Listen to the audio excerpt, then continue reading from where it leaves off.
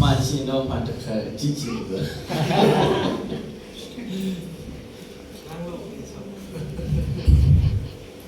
A video of boy no on Aluku, Yesunamane, some good separate, Dinele, Dilaro, Siale, Sissin, take Piro Jado, Dilaro Lana, Melo, Bubono, Dame Piaje Euro, New Sissin, Piano, Dine, Nepan Are, Arachima, Dinawotan, Zagabio, Chima, Yaresia, La National, La Piva, Lutorane, oh, Hobitasino, Piano Are, Nepano. Kumasi sisi le suruh biro kantor biro biro mengkalale pertama apa makotara asyik bilang kepibla lo kekide bure asyik kepibu suno sialare cima suruh pertama apa malah biro mengkalale asyik bile suruh le aja itu tidak bono tidak pintuare kerana cuma ayah alu mak biar kiai sisi bepede suruh ini sebut cina bepede suruh ini sianenya ho cina kabale suruh pulang cina kau suruh kami tadi ni Jap pede, terus tibitare pede, lupa buat mana, ini dulu buat slave, buat bawa surah balik, surah kucing kucingnya. Tene ini awal macam ni, kuna jolo berapa kali PBB, di net di loka macam jolo Facebook di YouTube di Instagram di, aku lucu deh cuma, di loka aku luka biar pede tu ada surah jolo, ditare, jolo ya bawa balik surah jolo, no kepada loka. Jolo kucing ni aku, kini ini saya balik. Damajan sampai mesuno salantung seku angile nengaku aja supaya om salantung seku angile nengaku om. Oh thara pia aja naudi kubiat jatuh terboku tiap malam jatuh hari subiro di salanjam macam kere. Jom jenoro ye pinya tiama ada sini cingma pinya tiaku nolong tu nampu yang tu. Suruh Cina kan, jenama dia bawa lego nali nak punya tu. Jenama dia atas tahap belum judong kita le sudah pu. Jenama ku timpe ma, jenama ku tise ma. Dah jenama pen lebih lo, dan dia dama dia ni. Atas Cina punya tu, jenama pinya yang me subiro salah jaga lo kita le. Bapilu le sudah pihak teknik siapa, dah pilih tapi lutu dia yang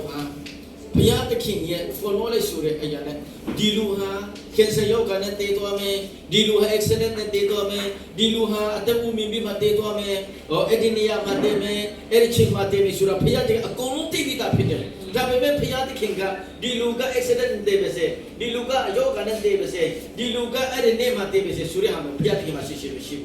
Tapi me pihak dia anu rolu piau ini, kat dapat kalau mana. Dapat kalau pihak dia aku luku follow le TV dah, ayah alu putih tu pihak dia tu jom. Jono jemara tiya menye kalari, benia mam tiya mele, belu tiya mele suri alu pihak dia TV dah kita. Haleluya. Era tu jin hale ku pihak dia jono putih serong ba, jono putih beba. Elu sino jono no terita biro jama dia nanti semelu. Salah jaga biokare. Tapi me Damahoku jenoro jire cima. Luya seuingin ha, ayanku ngipade, ayanku lima jimpa pada deh hapi deh tu no. Kesayo kalu betul kamaku selalu mialaku. Minum lung tinju asar tu cengcakan. Jadi ahau menetap kau di lomi kesar jota bentuk siapa. Juta petian ni jadi takkan tilai, kerja mana takkan tilai, zero takkan tilai, tibi kan nanti selong, minum cakap zer tu kan tilai loh petian kan biar lagi cuci Bible cari akan cari biar mesti. Dikelumnya ajanoga adine mati me, dilujau kami nanti me, dilujau nanti me sudah kuku tibi suno, ajanoga upama gua, saingan dari me lujau pino, jono piana rada balas sudah lupa macam orang gua. Dikelumnya apa yang labis oh jono dia nanti rom lah sudah hamil bono. Jono dia mereka accident nanti me jono kita pihak jauh kutuari cuma kamu biro teme sudah jono tino berapa kita gula mau boleh. Ada ha dia ho pube pipi babe pipi jono malara boleh. Elo miuri. Macam jika salah jaga babe cendela jono lu ya buat terkali ha berlau tu doang kita le. Jono ada sini le kalama berlau Bagulau salaya mele sudah aku jono timpera pete. Suno filosofi di lupa mabono. Lu sahaja ni lu buat surah bale surah aku. Lupa dia hakaro. Ku biro cinta jadi nak cing ကြီးထွားမှုဒါမှမဟုတ်ယမိမိပွားမှုဆွေးရည်တာမှမဟုတ်ပြောင်းလဲမှုအပါဝင်သက်ရှိဝိတ္တနာလက္ခဏာဖြစ်သည်လို့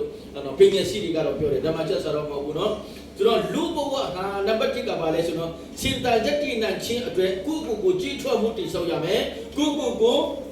မြို့ပွားမှုနော်တသမီးတွေနော်မြို့ပွားမှုကိုလောက်ရမယ်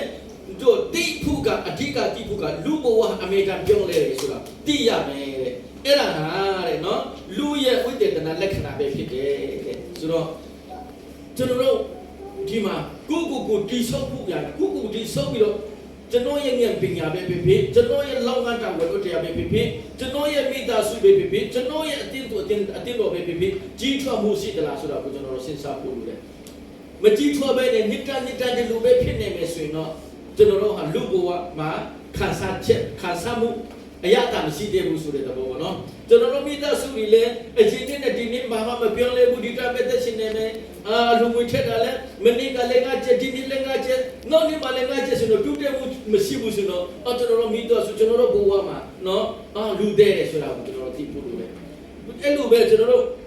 ့မြို့ပေါ်မှုဆိုတာကတော့အသက်ရပြီးမှဆိုနော်မင်္ဂလာဆောင်ဖို့အင်ထောင်တီထောင်ဖို့ကတော့ဒီနောက်ကပတ်တော်မှာလည်းဘုရားသခင်ရဲ့ရှိဖြစ်တယ်ပြီးတော့ဗာလေပြောင်းလဲမှုဆိုတာကတခါတည်းမိတဲ့ချင်းစီမဲ့တခါတည်းနေတဲ့ချင်းစီမဲ့ဒါပေမဲ့အဲ့ဒီပြောင်းလဲမှုကအကောင်းပြောင်းလဲမှုကိုပစုလို့ချက်ဖြစ်တယ်ကျွန်တော်တို့အချင်းတို့ကအရက်တော်တဲ့လူဆိုရင်နောက်နေ့ကျမတော်တော့တာကိုပြောင်းလဲမှုလို့ခေါ်ချင်းဖြစ်တယ်နော်အချင်းတို့ကဘုရားကြောင့်ကိုတပတ်တစ်ခါပဲတနည်းကိုလည်းပဲတက်တယ်စနေနေ့မတက်ဘူးတနည်းကိုလည်းမတက်ဘူးဒါပေမဲ့ကြာလာရင်နော်စနေညရောတနည်းကိုလည်းရောဘုရားကြောင့်ရှိတဲ့ချိန်မှာတက်လာအဲ့ဒါကိုပြောင်းလဲမှုလို့ဆိုတာအဓိကဓမ္မကျမ်းစာကပြောင်းလဲမှုဆိုတာကတော့အကောင်ဖက်ကိုဆိုလိုချင်ဖြစ်တယ်တူတဲ့မှုကြီးတော့ပါမှာဘိုက်ကိုပြောချင်ဖြစ်တယ်ဆိုတာကိုအနေနဲ့ပြောချင်တယ်ပြီးတော့ကျွန်တော်တို့ worship life ဆိုတာကဘဝဆိုတာပါလဲဆိုတာကယောဟန်အခန်းကြီး30အငယ်30မှာယေရှုခရစ်တော်ကပြောလဲဆိုတော့တခုတော့ဒီခုချင်းတက်ချင်းဖြစ်ချင်းအလို့ငါလာတဲ့ဤတဲ့ငါမူကလွတ်စုမြတ်မကအထူးတစ်ဖြစ်အသက်နဲ့ပြီးဆုံးစေခြင်းကငါလာ၏ဟာလေလုယာ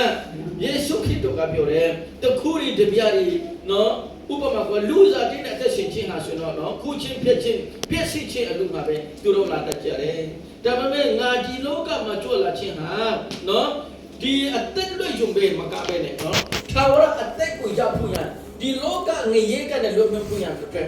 နော်ဒီရှင်ရဲ့ဘုရားရှင်ရဲ့ဘုရားမှုမဟုတ်ဘူးနော်ဒီဘဝကလည်းလွတ်မြောက်တာဖွင့်ရတဲ့ထာဝရအသက်နော်ဘုဒ္ဓကုတော်ကုခနာပဲသူ့လိုရှိပြထားပြောတာဘုရားတာမကငါကိုယုံကြည်လက်ခံတော်သူတွေအတွက်ဒီလောကမှာနော်ကြွေရောတော်အတ္တရရှိဖွင့်ရတဲ့ငါလာခြင်းဖြစ်တယ်တဲ့ကျွန်တော်ဟာခါလူတော့ဘယ်လိုကြီးထားလဲကျွန်တော်နွန်ဒူဒီမ်လူကြီးထားတယ်နွန်ဒူဒီမ်ဆိုတာကပေါ်မှာလို့ဆိုတော့ကြွေရောတော်အတ္တဘာကိုဆိုလို့တလဲဆိုတော့ချမ်းသာတဲ့တတ္တမဟုတ်ဘူးဒါပေမဲ့နေစဉ်နေကလူအတဲ့အရာတွေအားလုံးကိုအမေကစီးနေခြင်းဟာကြွေရောတော်တတ္တဖြစ်တယ်ဟာလေလုယာကျွန်တော်တို့တတ္တထဲမှာဘန်ကတ်မှာလည်းပိတ်ဆာမရှိဘူးတတ္တထဲမှာလည်းပိတ်ဆာထောက်လို့မရှိဘူးတော့ကျွန်တော်တို့စတဲ့တွေမှာလည်းလေးငါ့အိမ်မထားနိုင်ဘူးရှိဖို့တွေလည်းအများကြီးမထားနိုင်ဘူးဒါပေမဲ့လူအပ်တဲ့ချိန်မှာရှိလွတ်တဲ့ချိန်မှာအမေကသူ့ဖို့ရှိတာကိုကြွေရောတော်တတ္တဖြစ်တယ်ကျွန်တော်တို့ချင်းချင်းချက်ခါနေမှာအမေကဆန်ရှိနေတယ်ဆိုတော့တပူတူပူရှိနေတယ်ဆိုရင်လည်းအဲ့ဒါကြွေရောတော်တတ္တပဲကျွန်တော်တို့အဲ့ကထဲမှာပိတ်စာတင်းတော့မရှိနဲ့တရားနဲ့တရားငါးချက်30အမေကရှိနေတာလူအပ်နေတဲ့အချိန်မှာသုံးနိုင်တော့အဲ့ဒါကိုဖျားပေးတဲ့ဟာပဲဖြစ်တယ်အဲ့ဒါကြွေရောတော်တတ်တာဖြစ်တယ်အဲ့ဒါကြောင့်ယေရှုခရစ်တော်ကငါ့ကိုတကယ်ချစ်သလားငါ့ဘက်မှာအမေတန်စိတ်နှလုံးသွင်းခဲ့သလားပေါ့နော်ဒီနေ့တချစ်ဆိုတဲ့ဟာအရာအလုံးဟာယေရှုကြောင့်တာပဲဖြစ်တယ်ဆိုတာကိုခံစားနာခွင့်ရှိသလားဆိုတာကိုယေရှုခရစ်တော်ကပြောတယ်ငါလာရခြင်းဟာထာဝရအသက်ရခြင်းပြုတာတတ်တယ်မဟုတ်ဘူးတဲ့နော်ဒီလောကမှာတက်ရှင်နေတဲ့ကာလမှာနော်ကျွန်တော်တို့ကိုယ်ခန္ဓာကြီးဇာတိအသက်ကိုမတည်ခင်မှာယောအသက်ကိုမတည်ခင်မှာနော်ကြွေရောတော့အသက်ရှိဘူးအဓိကကတော့စိတ်နှလုံးငြိမ်ချက်ဖြစ်တယ်ဟာလေလုယာငြိမ်သက်ချက်ဖြစ်တယ်အဲ့ဒါငြိမ်သက်ချက်ဆိုတာကပါလေဒီလောကအပေရငြိမ်သက်ချက်နဲ့မတူဘူးတချို့လူတွေကနော်ကအများကြီးရှိတယ်တအိမ်လေးရှိတယ်ပိတ်ဆန်းလေးအများကြီးရှိတယ်သူတို့စိတ်ထဲမှာငြိမ်သက်ချက်ရှိတာမရှိဘူးကျွန်တော်တို့ရန်ကုန်မှာနေတော့ကရန်ကုန်ဟာခါကိုဆွဲလာတဲ့ကာလိုင်းဆွဲတဲ့ပေါ့ကွာလေရန်ကုန်ဟာခါလာဆွဲတဲ့တထဲပါရှင်ပေါ့နော်ကျွန်တော်လည်းအဆိုင်ကြီးနေရှိတယ်တို့မှမှန်လုံကဟာခါလေးမဟုတ်ဘူးကလေးမျိုးလေးဆွဲတယ်တောင်ကြီးလေးဆွဲတယ်မှန်လုံက 50 30ကျော်ရှိတယ်အဲ့လိုလူကပေါ့နော်2010က30ကျော်လောက်မှာအဲ့ဒါငါအမှန်လူက30လောက်ရှိတယ်ဆိုတော့သူတို့အိမ်မှာသူတို့ကခင်းရတခါတလေသူအိမ်တို့သူတို့အိမ်မှာတွားတယ်ကျွန်တော်ခီးတွားတယ်တောင်ကြီးပိုင်းတွားရင်လည်းသူတို့ကားပဲရှိတယ်ကျွန်တော်ကအမေကန်ရှိတာမှာထားတယ်ဟာခပ်ပြမယ်မန္တလေးပြမယ်ကလေးပြမယ်ရှင်ကသူကအမေတာပဲရှိတာမှာထားတယ်ကျွန်တော်ကိုပိတ်စားတကားမှမယူဘူးဒါပေမဲ့ကျွန်တော်ကိုအမေတာဆူတောင်းခေါ်တယ်ဆူတောင်းပေးတယ်သူကအမျိုးမျိုးပေါ့နော်ကျွန်တော်လည်းအချိုင်ကြီးနေတယ်ကျွန်တော်ထင်တာကတော့သူတို့သားသမီး2ယောက်ပဲရှိတယ်သူတို့ကအချိုင်ကိုတစ်ထည့်ဖြစ်တော့လေဂျန်ကူမတက်အင်ကြီးကြီးလေထန်တရာကျွန်တော်လှန်မြို့နေမှာရန်ကုန်မြို့ရဲ့အရေးကောင်ပေါ့နော်ခေတ္တထန်အင်ကြီးကြီးရှိတယ်ကျွန်တော်ကတော့သူတို့ကိုဘယ်လိုပြောမလဲလိုက်ဟက်ချစ်ချင်အန်အန်မို့သူကတကယ်ကိုလာတယ်ကျွန်တော်ဘယ်လိုပြောမလဲအချိုင်ပြောမယ်လို့ထင်တာပေါ့နော်သူတို့ကတော့ကားရီလေ30ကျော်ရှိတယ်တက်အင်နဲ့ရှိပြီပေါ့နော်ပိုက်ဆံကြီးကတော့ဝန်တလာမမဲနဲ့ကတချီထွက်ပြီဆိုတော့ပေါ့နော်အောင်ကိုစင်စာကြည့်လိုက်ပေါ့ဒါပေမဲ့သူတို့အချိုင်ကိုပြောမယ်လို့ကျွန်တော်ထင်တာဒီခါတော့သူ့အမျိုးသမီးကကျွန်တော်ကိုတက်ခါတာဆရာတဲ့ကျွန်တော်ကတော့ဒီလိုမျိုးစကားတွေခဏပြောတော့လေသူငယ်ချင်းတွေမထမင်းလာမစားရကြပြီကွာဟင်းကောင်းကောင်းလေးချက်ပေးပါလို့ပြောတဲ့ချိန်မှာဟင်းပြမျိုးမျိုးချက်တာတော့စားကြတာပေါ့နော်အဲ့လိုမျိုးပြောပြီးတော့စားကြတော့ကြပေါ့နော်ဘုတနေ့အဲ့လိုမျိုးပြောတော့နောက်တစ်ခါနဲ့တနေ့တော့သူ့အမျိုးသမီးကပြောတယ်ဆရာကျွန်တော်တို့ကဆရာအမေနဲ့ဆိုတော့အရန်ပြောပြီးလို့ထင်တာအကြမ်းဘယ်လိုလဲငင်းချက်မလို့ထင်တာလေတခါတလေကျွန်တော်ဓမ္မဆိုတော့မြတ်မိုင်းနာတခါတလေဆိုတပတ်လုံးလို့ကိုလည်းမိုင်းနာလည်းရှိတယ်တဲ့ဘာဖြစ်လို့အဲ့လိုပြီးစဉ်းစားတာလဲလို့ကျွန်တော်မေးကြည့်လိုက်တော့မဟုတ်ဘူးဆရာတဲ့ကျွန်တော်တို့ကသမားတွေမှာလေအရက်သမားတွေရှိတယ်တဲ့ဂျန်ကုန်ကနဲ့ဟာခါကလေးမျိုးတောင်ကြီးကထွက်ပြီးဆိုတော့ကျွန်တော်ဓမ္မစိတ်ထဲမှာလုံးဝကိုငင်းချက်ဖို့မကြတော့ဘူးတဲ့ကာမောက်မလားဘာလို့တခုခုပြရှိမလားအလားမတခုခုဖြစ်မလားသူတို့ကြိုက်ကူပြမလားမချင်းနဲ့ကျမမိုက်ဘူးတဲ့ပြောချင်တာကဘာလဲသူတို့ဂါရီပိတ်ဆန်နေအင်းတွေကသူတို့ကိုညင်တက်ချင်မပေးတာဘူးဆိုတော့ဆက်ပြောချင်တာဖြစ်တယ်ဒီလိုတထေးသားသမီးတွေကနော်သူတို့မှလည်းညင်ချက်ချင်းဆိုတာမရဘူးဒီကတည်းကဆူတော့တဲ့ချိန်မှာသူတို့မှညင်တက်ချင်တော့ကြတာပေါ့ဒါပေမဲ့အမေကဆိုသူတို့ရဲ့ဥစ္စာပစ္စည်းတွေပေါ်မှာသူတို့ရဲ့စိတ်နှလုံးသွင်းလာတဲ့ချိန်မှာကျွန်တော်တို့ဆုံးမလားဒီတစ်ခါမြင်မလားပစ္စည်းတွေဘယ်လိုဖြစ်မလဲကားမဟုတ်မလားနောက်ပြောတော့ဒီမှန်လုံးတရှိကူတဲ့ဘင်းပို့ရဆိုတော့အဲ့ဒါဘင်းနော်မှန်လုံးတရှိလေအဲ့ဒါမှန်လုံးတရှိရဲ့ဘင်းတဘင်းကိုလေလေးသိန်းလို့ရှိတယ်စဉ်းစားကြည့်ကျွန်တော်တို့ကမြက်ပေးလို့သူတို့ကိုထင်တာပေါ့နော်တစ်ခါတော့လူတယောက်မှာ9,000သိန်းယူတော့အမြက်ချင်းမြက်မယ်လို့ထင်တာပေါ့နော်ဘင်းတစ်ခါပေါ့ရင်အဲ့ဒီဘင်းကလေးသိန်းလို့ရှိတယ်လေးသိန်းလို့ဆိုတော့အမြတ်ကြီးပေါ့သူတို့လည်းကျမတို့ကလည်းတိတ်ပြီးတော့မမြတ်ဘူးပေါ့နော်အဲ့လိုမျိုးတွေတော့သူမှလည်းစိတ်ပူတဲ့အကြောင်းကိုဆရာရှင်မှာတက်ခံတယ်ဒီနေ့ပါပြောချင်တယ်ကျွန်တော်ယေရှုခရစ်တော်ကငါလာခြင်းဒီကြွေရောတော့တတ်တာကိုရရှိဖို့ရတယ်ငင်တက်ချစ်ကိုရရှိဖို့ရအတွက်ဖြစ်တယ်ငါကိုလက်ခံယုံကြည်တော်သူငါစမနှလုံးသွင်းတော်သူငါနဲ့နော်အမေကန်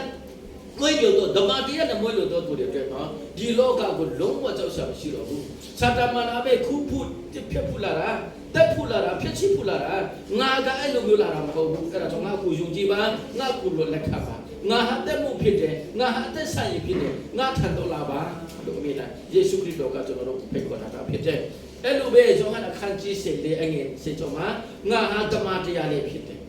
ပြီးတော့အတ္တတမကပဲနဲ့ငါဟာလက်ခရီးလေးဖြစ်တယ်ဒီနေရာမှာတစ်ခုခုနပေးချင်တာကငါဟာလက်ခရီးဖြစ်တယ်ဆိုတာတစ်ခုပဲကျွန်တော်ခုနပေးချင်ကျွန်တော်အတ္တမှာယေရှုခရစ်တော်ဟာငါရဲ့လက်ခရီးဖြစ်တယ်ဆိုတာလက်ခံတာတလားယေရှုခရစ်တော်ဟာဒီလောကပတ်တော်ငါ့ခြေထောက်အတွက်မြင့်အလီဖြစ်တယ်ဆိုတာဆာလာချက်မှာကျွန်တော်တွေ့ခဲ့တယ်လေကကေချာနဘေတကျောနာအရှင်နမတုကလမ်နစီကြတယ်ကျွန်တော်ဒီနေ့မှာယေရှုခရစ်တော်ကျွန်တော်တို့ရဲ့လက်ခရီးလို့ကျွန်တော်တတ်မှတ်တာတလားကျွန်တော်တို့လက်ခရီးရဲ့အလီလို့ကျွန်တော်တတ်မှတ်တာတလားမတတ်မှတ်တဲ့လို့ကျွန်တော်တို့ယေရှုခရစ်ကိုနောက်မလဲရေးသေးတာဟုတ်တယ်ဟောယေရှုခရစ်တော်ငါရဲ့လက်ခရီးဖြစ်တယ်ဆိုတာယုံကြည်တယ်ဆိုတော့လက်ခံတယ်ဆိုတော့ယေရှုနောက်ကိုလိုက်ဖို့ပဲယေရှုကငါအတွက်မြင့်အလီဖြစ်တယ်ဆိုတော့အလီကိုကျွန်တော်တို့ရှုပ်ဖို့ပဲတခါတလေဒီလိုမျိုးကျွန်တော်ပြောရတာတော့လွယ်တာပေါ့ဒါပေမဲ့တကယ်လက်တွေ့တော့မဖြစ်နိုင်ဘူးဆိုရဲလူရဲ့တဘာဝပဲနော်ကျွန်တော်တို့ယုံကြည်သူသားသမီးတွေဓမ္မကဘူးပါစတာတွေလည်းဖြစ်တယ်တခါတလေမိသားစုထဲမှာတော့စတန်မွာနာရဲ့ဆုံဆန်တော့ဆက်ချစ်လို့ပြောပါဘောနော်တ တခါတလေသားသမီးတွေအပေါ်မှာတခါတလေအစာအတော့မှာစာရေးတော့ရေးမှာပဲဖြစ်ဖြစ်ငွေကြီးကျဲရေးမှာပဲဖြစ်ဖြစ်ကျမ်းမှာရေးမှာပဲဖြစ်ဖြစ်တခါတလေပြဿနာတွေဒုက္ခတွေကြုံတွေ့လာတဲ့အချိန်မှာယေရှုဟာကျွန်တော်ရဲ့အလင်းဆိုတာကျွန်တော်မတုံ့တော့ယေရှုကကျွန်တော်ရဲ့လမ်းခရီးဆိုတာကျွန်တော်မလျှော့ရတော့ပထမဆုံးဘာလို့လဲနိုင်ငံချက်မှာရှိတဲ့ညီကူမောင်နှမတွေတတိရတယ်ကျော်မှာရှိတဲ့ဖဲတွေတတိရတယ်နော်ယေရှုကိုဒူထောက်ပြီးတော့ယေရှုကိုဆူတောင်းပြီးတော့နော်တော့ရှော့ပြီးအစားကျွန်တော်တို့ဖုန်းကန်ပြီးတော့နော်အမျိုးတွေတငယ်ချင်းတွေထဲမှာကိုမြင်နာမဲ့လူတယောက်ကိုမျက်စိထဲမှာပေါ်လာပြီးတော့စိတ်ထဲမှာပေါ်လာပြီးတော့ကျွန်တော်လောက်တတ်ကြတယ်ဒါပေမဲ့ယေရှုကတော့ငါရှိတယ်ငါရှိတဲ့အနာမှာအမေတာရှိတယ်ငါကိုခေါ်ပါငါကိုခေါ်ရင်ထူတယ်အမေတာယေရှုကပြောအဲ့ဒါကြောင့်ဒီနေ့ဘဝရဲ့လမ်းခရီးဟာယေရှုကငါဖြစ်တယ်လို့ပြောထားတယ်အဲ့ဒါကိုရှင်ပေါလုကကောင်းကောင်းသဘောပေါက်ထားတယ်အဲ့ဒါရှင်ပေါလုကကောင်းကောင်းကြည့်ထားတော့ဖိလိပ္ပိဩဝါဒအခန်းကြီးအငယ်20မှာပြောလဲဆိုတော့ငါပေါလုအတွက်တော့အသက်ရှင်ခြင်းဟာယေရှုပဲဖြစ်တယ်ဟာလေလုယာငါအသက်ရှင်နေတယ်ဆိုတာယေရှုပဲဖြစ်တယ်အဲ့ဒီယေရှုအကြောင်းပဲကျွန်တော်ဟောမယ်အဲ့ဒီယေရှုအကြောင်းပဲတက်ခံမယ်အဲ့ဒီယေရှုအကြောင်းပဲနော်တက်လို့ကျွန်တော်ရဲ့ယေရှုနဲ့ပဲရှုံးမယ်ဒီနေ့ကျွန်တော်ဟာတဲ့နော်အသက်လေးကြီးလာပြီဦးလာပြီပေါ့နော်ကျွန်တော်ဓမ္မမှုဆိုတော့ထဲမှာပါဝင်လာကနိပေါသူက33ကနဲ့ဒီစာကြီးတဲ့ချက်မှာကျွန်တော်အဲ့ဒီ60လို့ရှိပြီနိပေါ30အမှုတော်ဆောင်တဲ့ထဲမှာအဲ့ဒါယေရှုပဲကျွန်တော်အတွက်တော့ယေရှုပဲလို့ပြောတယ်ဒါပေမဲ့ဒီနေ့မှာကျွန်တော်ကချက်မှာရေးတဲ့မကောင်းတော့ဘူးကျွန်တော်လည်းအသက်လေးနဲ့ဦးလာပြီဆိုတော့ကျွန်တော်အတွက်တော့တေချင်အပူကောင်းမယ်လားလို့စဉ်းစားလိုက်တယ်အသက်ရှင်နေတဲ့ကယေရှုအတွက်ဖြစ်ပေမဲ့ကျွန်တော်တေးရင်ကျွန်တော်အတွက်ပူကောင်းမလားလို့စဉ်းစားနေတယ်ဘာဖြစ်လို့လဲကျွန်တော်ဒီနေ့မှာအသက်ကိုတည်ပြီးတော့ယေရှုခရစ်တော်ခေါ်တော်မူခြင်းခံမယ်ဆိုတော့ယေရှုတော်နဲ့အတူတူဘုံတော်ဆာမှာငါလုံးဝသိချတယ်ငါရဲ့ဘာကရောက်တော့မယ်တဲ့နော်ငါရဲ့ဘာကညီမချက်ဘာကရောက်တော့မှာသိချတယ်ဒါပေမဲ့ကျွန်တော်တခုစဉ်းစားထားတာကတော့ကျွန်တော်နည်းနည်းအသက်ရှင်လာမယ်ဆိုတော့အဲ့ဒီယေရှုအကြောင်းကိုတက်တက်ခံအောင်မယ်အဲ့ဒီယေရှုအကြောင်းကိုပြောရအောင်မယ်အဲ့ဒီယေရှုအကြောင်းကိုပဲဟောရအောင်မယ်ဆိုတော့လူတို့တယောက်ကအဲ့ဒီယေရှုခရစ်တော်ကိုလက်ခံနိုင်မယ်ဆိုတော့ကျွန်တော်အတွက်အရာကိုမြင်တဲ့ဟာဖြစ်တယ်ဟာလေလုယာဟာလေလုယာဒီနေ့ယေရှုခရစ်တော်ကျွန်တော်လက်ခံလို့မကတော့ဘူးကျွန်တော်တို့ကယေရှုခရစ်တော်ကိုလက်မခံတဲ့သူတွေအပေါ်မှာယေရှုခရစ်တော်လမ်းခြင်းဖြစ်ကြောင်းကျွန်တော်တို့တက်တဲ့ခါဖို့လို့ဒီနေ့ကျွန်တော်တို့အတင်းတော်ထိုင်မှာအတင်းတို့အတင်းသားထိုင်မှာလဲကေတီချင်းကိုရရှိပေမဲ့ယေရှုခရစ်တော်လမ်းခြင်းမှာမလျှော့ရတဲ့လူတွေများရှိတယ်ဒီခါတလေလူစားတဲ့နဲ့ခွန်အားနေတဲ့လူနဲ့ခွန်အားကြီးတဲ့လူရှိတယ်ယုံကြည်ခြင်းမှာတော့ယုံကြည်ခြင်းကြီးတာနဲ့တေးတာနဲ့လုံးဝမရှိဘူးဝိညာဉ်ကြီးရမှာလဲသူအတိအကျထရောက်တော့အတိအကျထရောက်တော့ဒါမျိုးမရှိဘူးနော်ဝိညာဉ်တော်တစ်ပါးပဲရှိတယ်ယုံကြည်ခြင်းတစ်ခုပဲဖြစ်ရှိတယ်ဖခင်သခင်တစ်ပါးတစ်စုတစ်ပါးပဲဖြစ်တယ်ဆိုတော့အဲ့ဒီယုံကြည်ခြင်းနဲ့ဝိညာဉ်ကြီးရဖြစ်မှာခွန်အားနေတဲ့မြတ်ရာဆိုတာမရှိဘူးဒါပေမဲ့လူစားတဲ့တဘောအနေနဲ့တခါတလေကြရင်အားလုံးကမတူညီကြဘူးအဲ့ဒါကြောင့်ဒီဟာလေးတွေမှာကျွန်တော်တို့ကခွန်အားပေးဖို့ရအတွက်နဲ့ကျွန်တော်တို့ကသူတို့ကိုလမ်းပြဖို့ဆောင်ဖို့ရအတွက်အဓိကတာဝန်ကျွန်တော်တို့မှာရှိတယ်အဲ့ဒါကြောင့်ယေဇတေလက်ကပါပြောလဲကျွန်တော်လေးတော်သူကိုငါထူမယ်ပြောတော်သူကိုငါရှာမယ်တဲ့လမ်းလွဲတော်သူကိုငါခေါ်မယ်တဲ့နော်ချက်မှာပြီးတော့တောက်ဆွတ်တော်သူဒီအားလုံးကိုဓမ္မတရားနဲ့တိတ်ကြွမယ်လို့ပြောထားတယ်ဒီချက်ပိတ်လေးကိုအရင်ကျွန်တော်ကြိုက်လို့ယေဇတေလက်အခန်းကြီး30နဲ့ငယ်16လေကျွန်တော်အရင်ကပြောပြီးပြီနော်ကျွန်တော်ကြောက်ဆရာကနဲ့လာဝကကနဲ့ဒုထောက်ခံကြီးကလည်းဒီအမှုတော်ဆောင်ဖက်ကိုကျေစုလို့လက်ခံအချင်းမှာဒီအမှုတော်ဆောင်တော့မယ်ဆိုပြီးတော့ကျွန်တော်ဓမ္မချက်စာတောင်းတဲ့ချင်းမှာဒီချက်ပိတ်လေးတွေကိုကျွန်တော်ရဆောင်ဖို့ဒီနေ့ချိန်ထိကျွန်တော်ဆောင်ခံထားတယ်လေတော်သူကိုထူပါမယ်ပြုတ်တော်သူကိုရှာမယ်လမ်းလွေတော်သူကိုခေါ်မယ်ဓမ္မတရားအသက်ရှင်တော်သူကျမ်းမာတော်သူကိုဓမ္မတရားနဲ့ကြွယ်မယ်ဆိုတာဒီအချက်လေးကိုကျွန်တော်ဆောင်ဖို့ထင်ပါဒီနေ့ချိန်ထိတဲတဲ့ချိန်ထိအဲ့ဒီဆောင်ဖို့လေးကိုအရာကြိုက်တယ်ကျွန်တော်လည်းဒီဆောင်ပေါ်လေးကိုမေတ္တာဆုတောင်းတဲ့ချိန်မှာမထားဘူးအဲ့ဒါကြောင့်ဒီနေ့ယေရှုခရစ်တော်ဟာကျွန်တော်တို့ကျွန်မတို့အတွက်ဒီကနေ့ချင်းတို့အကုန်လုံးရပြီဒီနေ့တည်ရင်လည်းမှုချကျွန်တော်တို့ပန်းတိုင်ယေရှုခရစ်တော်နဲ့တူတူအသက်ရှင်မယ်ဆိုတာကျွန်တော်သိကြတယ်ယုံကြည်ခြင်းစိတ်ချမှုအကုန်လုံးရှိပြီဒါပေမဲ့ကျွန်တော်တို့တာဝန်ကိုတရားကပါလဲဘဝဆိုတာပါလေဒီဘဝကိုကျွန်တော်တို့အတွက်ပဲအတုံးပြုဖို့မဟုတ်ဘူးသူမြတ်အတွက်အသက်ရှင်ဖို့ကရှင်ပေါ်လို့ကကျွန်တော်တို့ကိုတင်ပေးတာကိုကျွန်တော်တို့တွေ့ခဲ့တယ်ဆိုတော့philosophy ကဘာပြောလဲဆိုတော့ငါဘယ်သူလဲနော်ငါဘေကအလားတလဲတဲ့နော် ဒါဘာဖြစ်လို့ဒီလောကမှာကျွန်တော်မွေးဖွားခြင်းခံရတယ်လဲနော်သူတို့ဘာပြောတယ်လဲဆိုတော့ဘာဖြစ်လို့ဒီနေ့ချင်းချင်းငါအသက်ရှင်ရတယ်လဲတေးပြီးဆိုရင်တော့ကျွန်တော်ပြေသွားမလဲဒီနေ့ဒီလောကမှာမယုံကြည်သူတွေ philosophy တွေနော်တိတ်ပပညာရှင်တွေကဒီနေ့ခွင့်ကိုခဏခဏထောက်ပြီးခု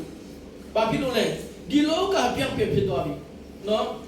အော်တခါတလေကျရင်တော့မူကျော်လို့ရည်ကြည်တာလည်းရှိတယ်အခုကမူကျော်လို့ရည်ကြည်တာလည်းမဟုတ်တော့ဘူးဒီလိုတော့တာဖက်မှာဆိုတော့နေပဖက်မှာဆိုတော့အရန်နေပူလို့ရည်ခက်တော့အကုန်လုံးရည်ပြိုသွားတာနဲ့ရည်ကြည်လာတယ်အဲ့တော့ဆရာပဲ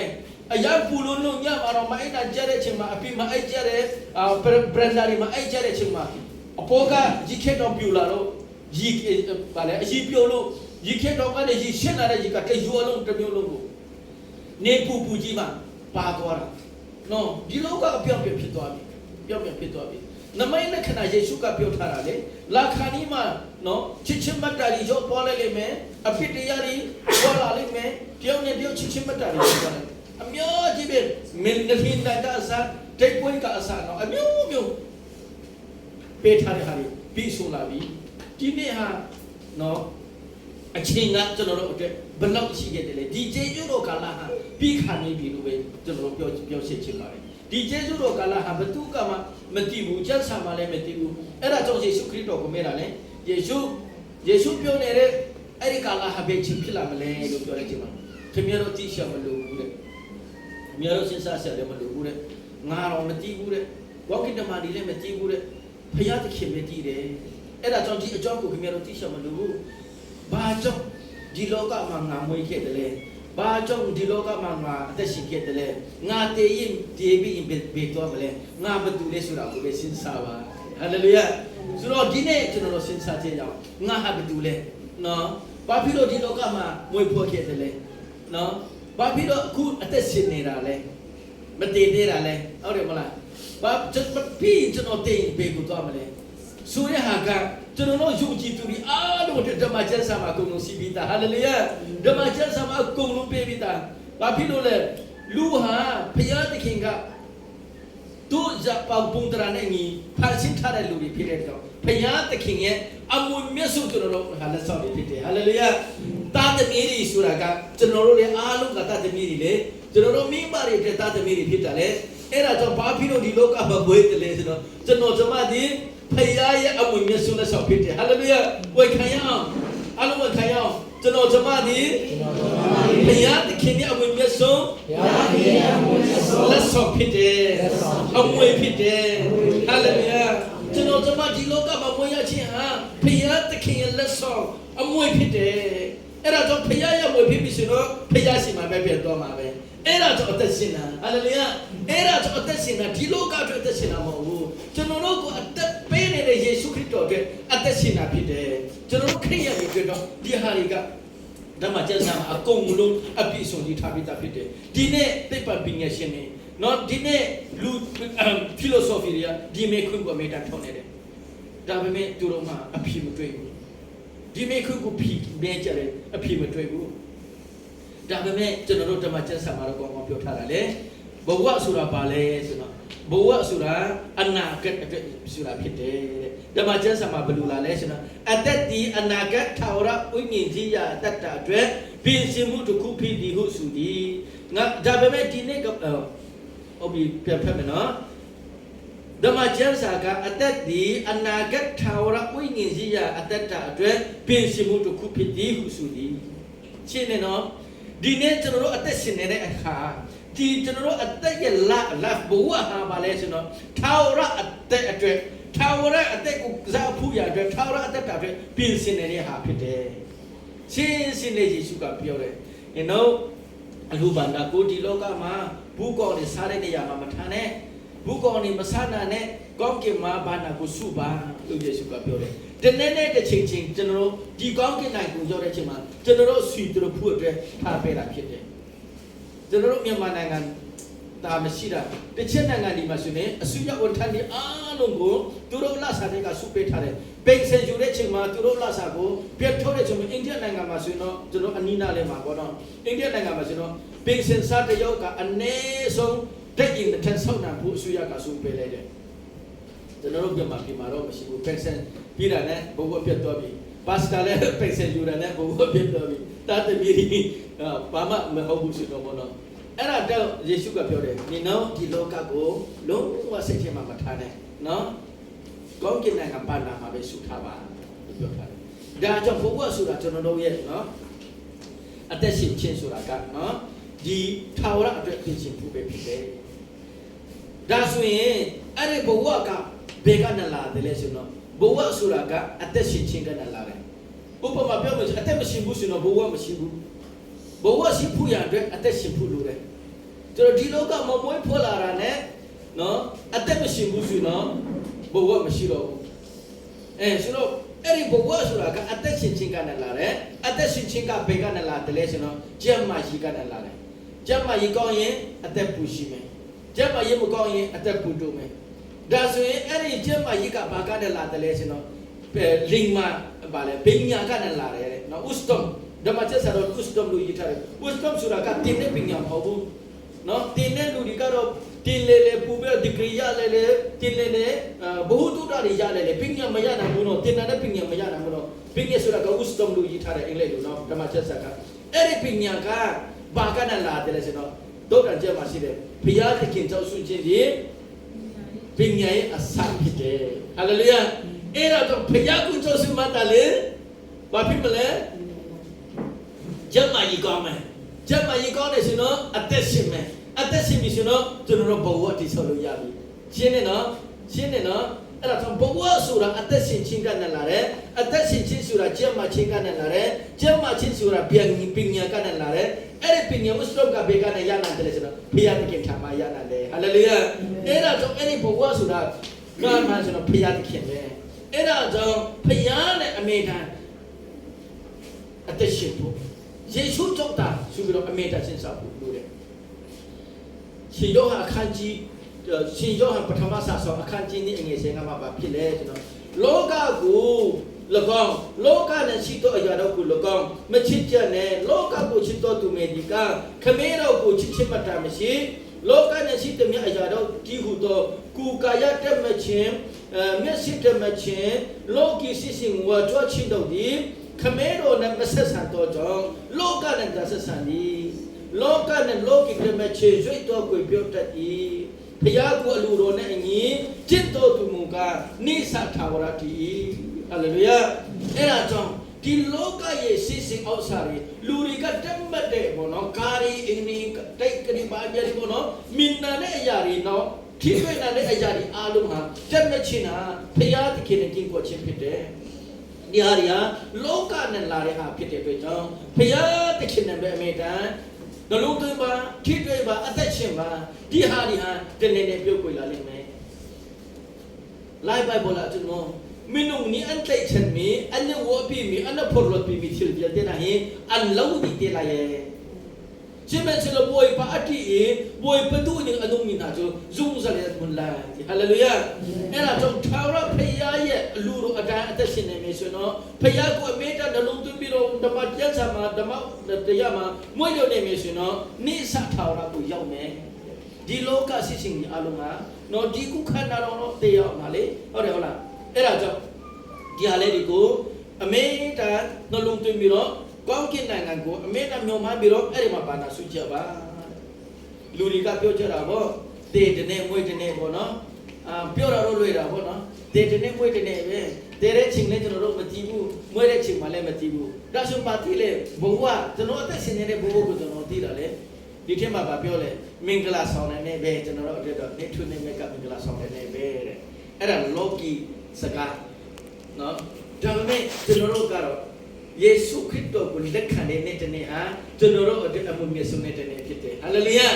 ယေရှုခရစ်တော်ကျွန်တော်တို့အသက်တာမှာအသက်ရှင်တဲ့နေ့ဟာယေရှုခရစ်တော်ကယ်တင်ရှင်ဖြစ်ကျွန်တော်ရဲ့သခင်ယေရှုခရစ်တော်ဖြစ်လက်ခံတဲ့နေ့ဟာကျွန်တော်တယောက်ထဲပြုတ်ရှင်တာမဟုတ်ဘဲနဲ့ကောင်းကင်တမန်တွေတော့တခြင်းစုတယ်အဲ့ဒီနေ့ကောင်းကင်တမန်တွေအရာပြောပြီးတော့ပြုတ်ဆုံးတော်သူတွေဒီနေ့ကျွန်တော်တို့ကောင်းကင်နိုင်ငံမှာနော် member နော်အတင်းဝင်နေတယောက်တူပွားလာပြီဆိုပြီးတော့ကောင်းကင်နိုင်ငံသားတွေတခြင်းစုတယ်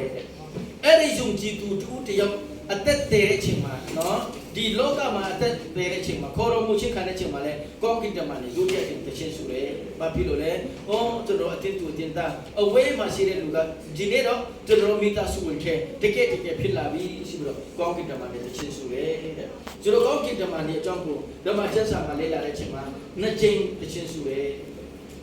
လူတူတယောက်ကယေရှုခရစ်တော်ကိုလက်ခံတဲ့အချိန်မှာသူတို့လည်းကောတစ်ချင်းဆိုတယ်အဲ့ဒီယုံကြည်သူတူတယောက်တည်တော်တဲ့အချိန်မှာတခြင်းဆိုရအဲ့ဒါကြောင့်စာလန်ချုပ်ပါလေစာလန်ကျမ်းပြတော့မေးသွားတယ်ဖယားတခင်ရဲ့လူတူတယောက်ဒီတည်ဆုံးတဲ့အခါမှာဖယားတခင်အတွက်တာရွေးမြည်ပြီးလာဟောတွန်ပတ်ချက်မီနာအန်ချီတကခင်ဘွိပချာဆူလို့ပဲသူစားကျွန်တော်တို့ယူကြည့်တာတမေရီနော်ဒီလောကမှာယေရှုခရစ်တော်ကခေါ်တော်မူခြင်းခံရင်လည်းကျွန်တော်တို့အတွက်ဘာမှကြောက်ရွံ့မရှိတော့ဘူးအဲ့ဒါကြောင့်ဒီဘဝလေးကိုကျွန်တော်တို့တိဆောက်ဖို့လိုတယ်ဆိုတာကိုပြောချင်တာဖြစ်တယ်ကျွန်တော်ပြောချင်တာနောက်ဆုံးပြောချင်တာကတော့ဒီမေခရစ်နဲ့ကိုမေတာမေပါနော်ကျွန်တော်ကဘယ်သူလဲကျွန်တော်ဘာဖြစ်လို့ဒီလောကမှာဝင်ခဲ့တယ်လဲကျွန်တော်တည်ပြီးဖို့သွားမယ်ဆိုရလေးကိုနေတာဒီမေခရစ်နဲ့ကိုမေ့စေချင်တယ်အဲ့ဒါမှကျွန်တော်တို့ဘဝဆိုတာနားလည်ပြီးတော့ကျွန်တော်တို့ဘဝကိုကျွန်တော်အတုံးတက်တာဖြစ်တယ်ဆိုတော့ကျွန်တော် process တခုလည်းပြပြလိုက်ပါနောက်ဆုံးအနေနဲ့တေတနေ့ဝိတ်တဲ့ဆိုတော့ကျွန်တော်မပြောရဘူးမပြောချင်ဘူးပေါ့နော်ဘာဖြစ်လို့လဲဆိုတော့ဘာကူမှမရှိဘူးလေဒီမှာကျွန်တော်တို့တွေ့တဲ့အတိုင်းပဲအဲ့ဒါနာကြည့်လက်တာပေါ့နော်ကျွန်တော်တို့မနေ့စိုး6နာရီဆိုတော့မူးလင်းပြီဆိုတော့ဘယ်သူမှဒီမှာတော့မထားကြတဲ့ဘူးထင်တယ်ပေါ့နော်6နာရီကနော်အောက်ဆုံးမှာ6နာရီဆိုတာကကျွန်တော်တို့မွေးရက်နဲ့ကိုဆရာကအပူဆောင်ပြီးတော့လောက်တဲ့ကဖြစ်တယ်ကျွန်တော်6နာရီဆိုတာကတော့ကျွန်တော်တို့ဒီလောကမှာမွေးတဲ့နေ့ဖြစ်တယ်9နာရီဆိုတာကတော့အသက်15နှစ်ကနဲ့20နှစ်ကလေးဘဝပေါ့နော်မိဘတွေကိုမိကူနေတဲ့ချိန်ဘာမှမသိတဲ့မိဘတွေရှိမှမိကူနေတဲ့ချိန်ပဲဖြစ်တယ်ဒီမှာတော့အားလုံးအကြည့်ပါမယ်ဖြစ်ပြီဆိုတော့မနေ့9နာရီကနဲ့နေ့လေ7နာရီဆိုတော့အသက်က30 40ဖြစ်သွားတယ်အဲ့ဒီချိန်ကျရင်ကျွန်တော်တို့ကြောင်းတက်တဲ့ချိန်မှာနေ့လေကြောင်းရှင်းချိန်ပေါ့နော်7နာရီထူပြီဆိုတော့ညနေရောက်သွားပြီဒီနေ့ကျွန်တော်တို့အကြည့်ပန်းနေဖြစ်နေဆိုတော့ဘယ်သူမှ30အောက်မရှိကြတော့ဘူးဖြစ်တယ်နော်ဆိုတော့ကျွန်တော်တို့ဘဝကနေ့လေပိုင်းရောက်သွားပြီနေ့လေပိုင်းရောက်သွားပြီဆိုတော့7နာရီကနဲ့3နာရီကြာကပါလေဆိုတော့40ကနဲ့40က50တော့ဘောနော်အဲ့ဒီကြာဟာအကောင်းဆုံးတော့အရွေဖြစ်တယ်အဲ့ဒီအချိန်မှာဆုဆောင်မဲ့အချိန်နော်မိမယူမဲ့အချိန်သားသမီးတွေမွေးမဲ့အချိန်အကောင်းဆုံးတော့အချိန်ကလာဟာ30ကနဲ့40နော်20 30ကနဲ့40ကအကြာကအကောင်းဆုံးအချိန်ကလာဖြစ်တယ်အဲ့ဒီကာလမှာကျွန်တော်တို့ဘာမှမရှိဘူးဆိုတော့နောက်ဘယ်ချိန်မှဆုဆောင်မဲ့အချိန်မရှိတော့ဘူးလို့ဘဝနဲ့ပြောမယ်ဆိုပေါ့နော်ဆိုတော့အဲ့ဒီချိန်မှာနေ့လေ7နာရီကနေ3နာရီကြာအကောင်းဆုံးတော့အရွေကာလဖြစ်တယ်အဲ့ဒီချိန်မှာဘာသာတရားဖြစ်တော်လို့ကောင်းဓမ္မတရားဖြစ်တော်လို့ကောင်းအလုံးလုံးလာတော့အချိန်ကာလဖြစ်တယ်ဒီနေ့ကျွန်တော်တို့ကနော်ဆိုကလေးကယေရှုခရစ်တော်နော်အရက်တဲ့20လောက်ကမိဘနေမွေးလို့နေတဲ့ချိန်မှာယေရှုခရစ်တော်ချစ်ချင်းမတမတိပဲနဲ့ယေရှုခရစ်တော်ကိုပတ်ကင်ပါပါချင်းဖြစ်လက်မခံပဲနဲ့နော်ကျွန်တော်တို့နောက်မှာမိမယူပြီးမှအသက်ဒီ30နဲ့40ကကြာမှာအဲ့ဒီချိန်မှာလေဒီလောကရဲ့ပျော်ရွှင်မှုကလည်းကျွန်တော်အသက်ရှင်နေမယ်ဆိုတော့ညနေ3နာရီထူပြီဆိုတော့ဘာဖြစ်လဲညနေကြောင်းရှင်းခြင်းဖြစ်သွားပြီညနေကြောင်းရှင်းခြင်းကာလကနဲ့ကျွန်တော်ဘာဖြစ်လဲ red card ဖြစ်သွားပြီနော်30 45ကတော့အဝကဖြစ်သွားပြီကျွန်တော်တို့ဘဝမှာကို45ရောက်ပြီး50ရောက်ပြီဆိုတော့အနီးကရောက်သွားပြီအဲ့ဒီချိန်မှာကျောင်းသားဘဝနဲ့ပြောမယ်ဆိုတော့ညနေကျောင်းရှင်းပြီးပြီဆိုတော့ဘာမှလုပ်ချင်မရှိတော့ဘူးနော်နေနေပါပါပဲရည်ချူးတဲ့နှစ်ပါးညနဲ့တင်ချက်ဝင်ပြီးတော့ရှိတာလေးကိုစားပြီးတောက်ပြီးအဲ့လိုပဲရှိတော့တယ်ဆိုလို့ရှိရင်ကခင်ဗျအသက်က45 50ရောက်ပြီဆိုတော့ခင်ဗျဘာမှရှက်ဖွယ်လို့မရတော့ဘူးဘာမှဆူဆောင်းလို့မရဘူးလောကအတွက်တော်လို့ကောင်းဖျားအတွက်တော်လို့ကောင်းဘာမှလုပ်တဲ့အချိန်မရှိတော့ဘူးအထဲမှာစစ်ထိုင်ပြီးတော့အင်ထဲမှာရှိတဲ့အရာလေးကိုပဲသုံးဆောင်မှုပဲရှိတော့တယ်အဲ့ဒါကြောင့်ဒီနေ့ညီကမောင်တော်မှာပြန်တတိပေးခြင်းနဲ့ခင်ဗျအသက်ကိုကုကကိုပဲကြည့်လိုက်ပါဒီနာရီထဲမှာခင်ဗျကအဖြူထဲမှာပါသလားအစင်းထဲမှာပါသလားအဝကခံရပြီလားဒါမှမဟုတ်အနီကခံရပြီလားကိုဘောကိုစစစ်ကြည့်အောင်ကျွန်တော်ကတော့အနီကခံတာကြပြီကျွန်တော် ဓမ္မကျမ်းစာရဆိုတော့60 90ဆိုတော့နောက်နေ့60ဆိုတော့နောက်နေ့3နှစ်လောက်ပဲကျွန်တော်ပြောတော့ချင်းချက်တော့ပြီပေါ့နော်ဒါပေမဲ့ဖရာတို့တော့ပဲအဲ့ဒါကြောင့်ရှင်ဘောလို့ပြောတယ်လို့ကျွန်တော်တည်ရင်လဲကျွန်တော်ရဲ့လက်ဆောင်ရတော့မှာဒီမွေးဖွက်ချင်းကလေးကငါဖရာရဲ့နော်အမွေမြတ်ဆုံးစုကျေကျူးတော့အမွေဖြစ်တဲ့အတွက်ကြောင့်ကျွန်တော်ဒီလောကကိုထွက်ခွာရင်လည်းအဲ့ဒီအမွေကိုခံစားရမယ်ဆိုတော့ကိုကျွန်တော်ဇုံချစ်စိတ်ချရဖို့ဒီနေ့ခုနပဲချင်တာဖြစ်တယ်ဒီနေ့ကျွန်တော်ဘဝဟာဘယ်ကိုရောက်ပြီလဲဘယ်နေရာရောက်နေပြီလဲဆိုတာဒီနာရီလေးကနေတာတော့နေမနာဘူးနော်ဒီနာရီလေးကအမင်းတာတော့နေတယ်ကျွန်တော်ခမရဘဝနဲ့ကျွန်တော်ကိုဒီဓမ္မကျမ်းစာနဲ့ဒီနာရီလေးနဲ့ကျွန်တော်တို့ကိုခုနပဲချင်တယ်ဆိုတော့ဘာဖြစ်လို့ဒီလောကမှာအသက်ရှင်နေတယ်ဆိုတော့ဆုံးပြောချင်တယ်ဆိုတော့ခရစ်တော်ရဲ့ဘုံတော်ဖြစ်ချက်ပူညာပဲအာရခရစ်တော်အတွက်အသက်ရှင်ပူညာဘဝကိုတည်ဆောက်ပူညာအတွက်ကျွန်တော်တို့အသက်ရှင်နေတဲ့ကာလဟာဖခင်အတွက်အသုံးပြုပူညာဖြစ်တယ်ဒါမှမကဘဲနဲ့ဖခင်အတွက်အမင်းတမိုက်တာရောက်ဖွင့်ပြီးတော့ဖခင်တခင်နဲ့ fellowship ဖွင့်ပြီးတော့အမင်းတအသက်ရှင်ပူပြတဲ့လူတွေဖြစ်တယ်နောက်ဆုံးမှာသူ့ရဲ့ဘုံတော်ဖြစ်ချက်ပူညာဖြစ်တယ်ယေရှုခရစ်တော်ဟာအသက်ရှင်တော်ဖခင်ဖြစ်တဲ့ကယ်တင်ပါရှင်ဖြစ်တယ်အဖဖခင်တခင်ဟာကောင်းကင်နဲ့မြေကြီးကိုဖန်ဆင်းပြီးတော့နော်အသက်ရှင်တော်ကိုယ်ကိုယ်ထဲတော်ဖခင်ဖြစ်တယ်ခြေမွန်းထိုက်တော်ယေရှုခရစ်တော်ဟာငါတို့ကိုကယ်တင်ပါခြင်းဖြစ်တယ်ဝိညာဉ်တော်ဖခင်ဟာနေ့စဉ်နေ့တိုင်းငါတို့ကိုလာပြဖို့ဆောင်ပြီးတော့ကိုကြီးမဆရာဝိညာဉ်တော်ဖခင်ဖြစ်တယ်ဆိုရကိုသူများချီမှာအဲ့ဒီဘုရားကိုတင်ဆက်ဖို့ရတဲ့ဖခင်တခင်တော်ဆိုကျွန်တော်အတ္တကိုလူအပ်တာဖြစ်တယ်အဲ့ဒါတော့ခရစ်တော်နဲ့ရှိတော်ချစ်တာဆိုတော့ဒီကိုမောနမကီကအတင်တော်မှာရှိတဲ့ယုံကြည်သူအားလုံးဒီနေ့တူတောင်းတဲ့ကာလလေးမှာကျွန်တော်တို့ဘဝလေးတူတောင်းနေတဲ့ကြံရှိနေတဲ့ကာလလေးမှာဖခင်တခင်အတွက်ငါတို့အတင်တော်အတွက်ငါတို့မိသားစုအတွက်အကောင်းဆုံးအတုချနာတော့တာသမီးများဖြစ်ချက်ဖို့ရန်ဖခင်တခင်အားလုံးကောင်းချီးပေးပါစေအာမင်